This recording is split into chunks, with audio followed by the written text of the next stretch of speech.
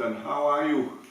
Greetings, Michel. Very happy to meet you in California. Yes, very nice to be here. It is fantastic to visit again California. So you are just finishing a book, very interesting book, and this book is related to our major subject, which is innovation. Yes. So could you just tell us a little first what is your journey in life, and then what is your book about and the connection with innovation? Yes, I'd be delighted to do that. So I have spent my career as a practicing business strategist, and that's really taken me down three paths that are different but all very related and all tie back to my knowledge of strategy. I've advised companies for years. I founded a consulting firm which I ran for decades. I am an active equity investor, and so I use the understanding of strategy to assess companies. Yes. And then finally, I teach strategy at Stanford University. So that's been my history as a strategist. Thank you very much. And we are very happy to have your insight about innovation, because Stanford, of course, is one of the leader school about innovation, startup. So what is the connection with the 7 powers, that is the title of your book, 7 powers and innovation? So to answer your question, let me give you just a very brief story. Last spring, I was giving a speech to maybe 100 CEOs of startups in Silicon Valley. And at the end of the speech, I said, how many of you have a strategy for your company? And almost nobody raised their hand. And then I also asked, how many think they should? And almost everybody raised their hands. And that describes in a nutshell the problem that for an innovator, they're involved, they have a lot of responsibilities. They have to keep their company growing, find funds and everything. And they often don't have time for strategy. And even if they did, they don't have the tools themselves that allow them to do it in the very high flux environment they face. And that's what my book is about, is to give them those tools. Fantastic. So could you give us an example of those 7 key powers? Sure, I'd be glad to.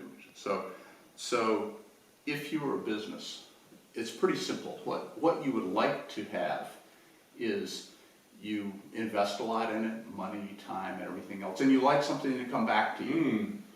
And the financial measure of that is cash flow, okay? Yes. And so as a strategist, what you need to understand is what are those rare structures that when in place will lead to a long tail of good cash flow, okay? And so, and those are the 7 powers. And so an example of that is scale economies. And that's a well-known one. Some of the ones of the 7 are less well-known than that. But scale economies create a situation in which a business, if it is larger than its competitors, has a lower cost position. Yes. And if they face the same prices, that translates into higher profits and better cash flow. So more the company grow, more the barrier is important, and more the cash flow is important. So that is typically something that any startup should look at to have a possible growth. Yeah, so for a startup scaling, they're in this period often of very rapid scaling. And that is a decisive moment for scale economies, because if in that period you gain ascendancy over your competition, then when the market becomes more mature, you have all that you need to defend that. Yes. But if you miss that chance, it's gone forever. Yeah. And so in that moment, you need to be able to understand what it is you need to strive for. So what could be other, that was your first power, right. The scale, so the second type. Let me give you one more example of the 7 powers, and that's one that's much more unusual, called counter-positioning. Yes, very interesting. So if you think back on... scale is quite well known, but counter-positioning is near to be an invention of yours. That's correct, that's correct. This is a concept that I invented because I observed a lot of competitive dynamics that were not properly explained by the current constructs. And so counter-positioning was one that I developed, and it turns out that it's quite frequent and very important. And it's frankly, maybe because of invention, it's one of my favorite sources of power. Yes. Because it's one that an upstart can overcome a very powerful incumbent. Would you like me to give you an example? Yes. It's very simple, Michel. Counter-positioning takes place when, if you are a newcomer, you create a new business model, and you take on me who's a large incumbent in a space. But your business model is so contrary to what I do that if I were to copy your model, it would destroy my business. So I don't do it. So your business model just keeps getting going and growing and growing, and I just don't do anything. And so there are many cases of that, and it's. Is it the case of Kodak, for example? No. With the digital camera? No, it's different with Kodak because what happened with Kodak with digital cameras was that in fact there was no attractive alternative for them. There was nothing that they could do. They knew about digital photography. They invested a great deal of money in it, but there was no position. Remember, they were a film company, not a camera company. And the analog to film and digital is semiconductors, and Kodak had no business being a semiconductor company, so there's no place for them to go. But I'll give you another example that is counter-positioning, which is the early days of Netflix. Yes. So imagine this little company that starts to send out DVDs by mail. And they have this gigantic competitor, very successful, very powerful, Blockbuster. Thousands of stores, the relationships with Hollywood, well known by everybody. But in this process, Netflix made the decision to do something that was very contrary to Blockbuster. They said, no late fees. If you bring back your DVD, send it in late, that's fine. You don't get charged extra.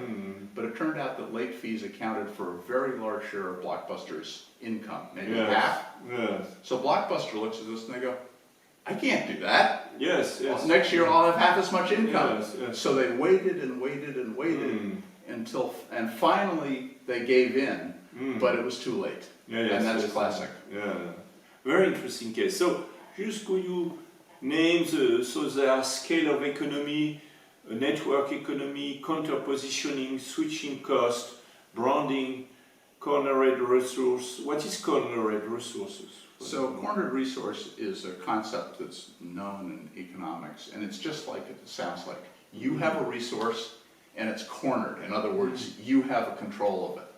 And so for example, if you look at Pixar and you look at the director group of the original Pixar story team, this was a group of people that were incredibly able, but also had worked together during Toy Story 1 and 2, and then developed these bonds of trust and understanding, and that allowed them to go forward and produce many successful movies.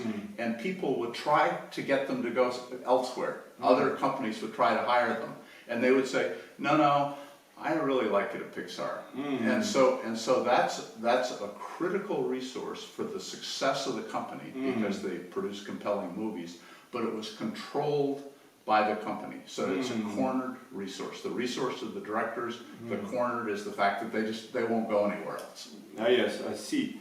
And so the last is process power. What is process power? That is the seventh one. Yeah, so process power is rare. And so in business, if you are CEO of a business, or even just almost anybody in a business, you absolutely must spend a large percentage of your time on operational excellence. So every little improvement, so innovation with a small I. You know, you make the customer response a little better. You hire, this and that. So and that occupies a lot of your time, and rightfully so. But it does not result in power. And why is that? The reason is that somebody else can observe what you're doing and simply copy it. Yes, yes, And yes. so then the forces of competitive arbitrage take that out of the profit equation, okay? So that's not power. In rare cases, there is something about those improvements that makes it very difficult for a competitor to mimic them. And it's one of two things, or they can be together. It's either excessively complex, so it just takes a really long time to do it. Amazon, typically, the fact that Amazon are able to deal with thousands of books. Yeah, maybe. Very complex. I'm not convinced, but maybe that Amazon could be a good example. I would say Some people say that Amazon is not a digital company; it is more a process company, even. It is, who deal with objects, you know, right, and more than any other company. Yeah, and they've you know, they're on the forefront of robotics and warehousing and all those exactly. things. And I'm not totally convinced that Amazon has process power. I would say, for example, in the early days, in say the 1970s and 80s, Toyota was the Toyota production system. And so total quality was and amazing process. So amazing process, and the problem for a competitor was, first of all, incredibly complex. It goes into team structure and every little detail in the business, and so but also, so that's complexity. But the other barrier is opacity, which is Toyota themselves could not articulate exactly what was made up their system. So, so when they started a plant in Brazil or something, it wasn't, they just immediately became like, and then to give you an example of the process they have difficulty to compete themselves. Yeah, they did, and so because it wasn't codified, it was in the fiber of the company. And so, for example, when General Motors formed a joint venture with Toyota called NUMMI, and Toyota was very open. This is how we'll do it and everything. And sure enough, the NUMMI plant, after a while, got up to the Toyota standards of quality, but GM still couldn't learn exactly how to mimic that. So now most companies have figured it out, but it took decades. So that's an example, but it takes a great deal of complexity. It's a rare source of power, and most of the times what you're looking at is just operational excellence, which isn't power. Thank you, Hamilton. My See pleasure. you soon in another video about other subjects. I will be very pleased, Michel, to do that.